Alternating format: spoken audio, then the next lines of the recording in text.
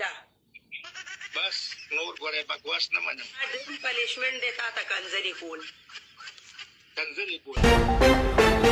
آنلاین نړۍ د خیرات خوارو یو بل ډول ښځه به خاوند ته کنځلې بالکل بې درته کوم بیا چې خاوند هم څه کوي هغه کوي د علي شامور او داود شاه نوې ویډیو راغله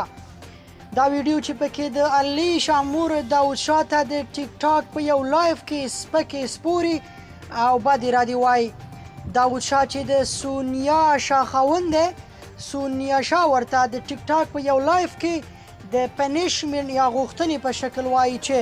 ته به خپله ګیره خرئ ورپسې ورته وایي چې د سر ویښتان او برید باید وخرئ داود شاه له دې خبرو اورېدو وروسته غوسه کیږي خو سونیا شاه چې د علي شامور ده داود شاه ته بیا سپکې سپورې وایي سونیا شاه د سپکو سپورو او کنځلو مور یادیږي خو دلته پوښتنه راپورته کیږي چې دوی ولې په آنلاین نړۍ کې دا ډول کړنې ترسره کوي د ټولنیزو رسنیو کاروونکي بیا بیلابیل نظرونه لري ځینې وایي چې دوی آنلاین خیرات خواره دي او غواړي په دې طریقه د خلکو لخوا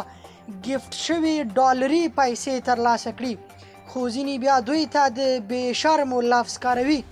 خو اوس مهال آنلاین نړۍ د زیاتره خیرات خورو لپاره د کاروبار سره زمینه برابرونکې ده چې حتی خاوند او میرمن په ژوندۍ بڼه یو بل ته سپکې سپوري او د بې حیایۍ خبرې کوي